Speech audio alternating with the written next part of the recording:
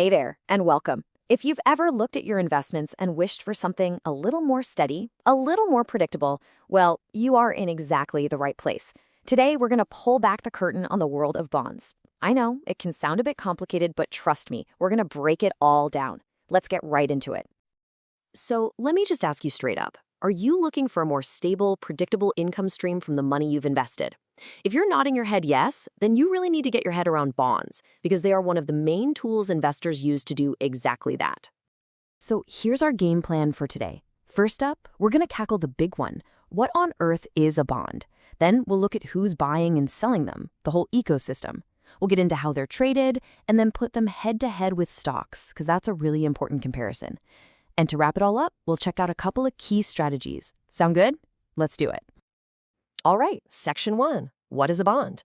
You know, the easiest way, the absolute simplest way to think about it is that it's the ultimate IOU. That's really it. When you buy a bond, you're not buying a piece of a company. You're basically acting as a bank. You are lending your money to a big organization, like a government or a corporation.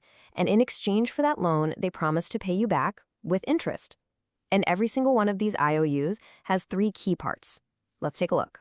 First, you've got the principal. It's pretty straightforward. This is the original chunk of cash you loaned out.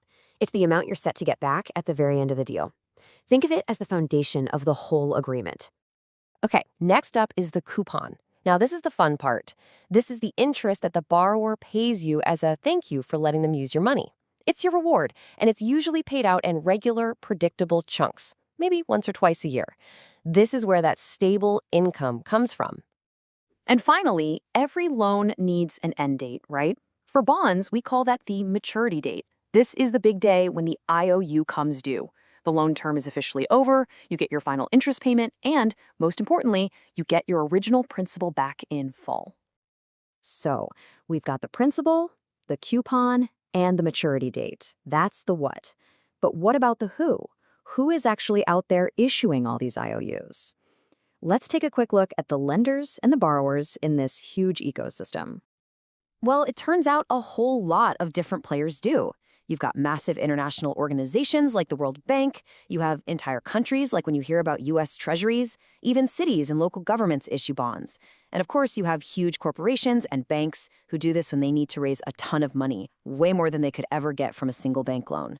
It's how they borrow from thousands of people all at once. Okay. So we know what bonds are, and we know who's in the market. But how do they actually get bought and sold, and how do you figure out the price you're going to pay? This part's really interesting.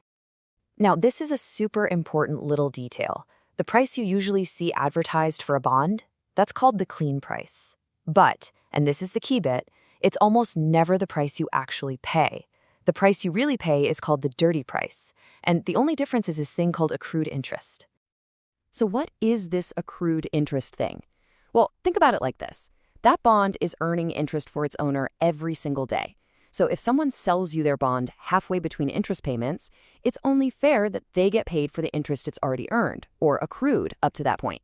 So you, the buyer, pay them for that little slice of interest. It just keeps everything fair and square.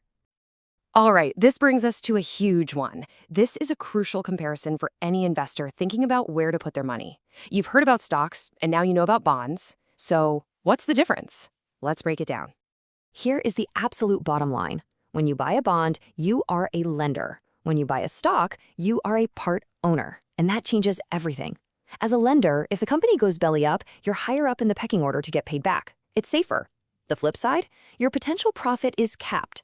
As an owner with stock, you're last in line. But if the company takes off and becomes a huge success, your potential return is theoretically unlimited. It's all about that classic trade-off between safety and potential growth. Okay, so that's all the theory. But how does this stuff actually play out in the real world? In our last section, let's look at a couple of really common ways investors actually put these bonds to work to achieve their goals. A really popular strategy is something called the yield pickup. Now, yield is just a fancy word for the total return you get from the bond. Super safe government bonds offer a certain yield, but it's usually on the lower side. So what investors will do is look for bonds from solid, reliable corporations. By taking on just a tiny bit more risk, they can often pick up a higher yield, which means more income. And you can see this perfectly in action right here. This compares two corporate bonds with a German government bond that all mature around the same time. I mean, look at that gap.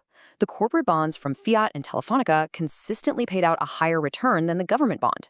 That difference? That's the yield pickup. That's the reward for taking a little extra risk. Okay, strategy number 2 is using bonds as a calmer alternative to the wild ride of the stock market. For people who are maybe less interested in explosive growth and more focused on protecting their money and getting that predictable cash flow, buying a company's bond instead of its stock can be a fantastic choice. And wow, this slide just says it all, doesn't it? This tracks the price of Nokia's stock versus one of its bonds over a 5-year period.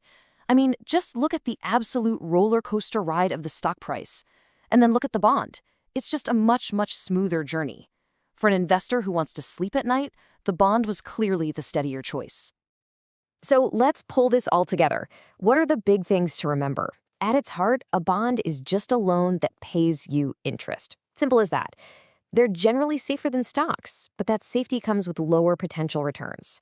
If you can just hang on to those key ideas, coupon, maturity, and yield, you'll be in great shape. They're just a really powerful tool for generating income or adding some stability to your portfolio. And there you have it. We've gone from a simple IOU all the way to some pretty cool investment strategies. So the final question really is for you to think about. Now that you've got the basics down, what role could bonds play in your own financial future? Thanks so much for joining me.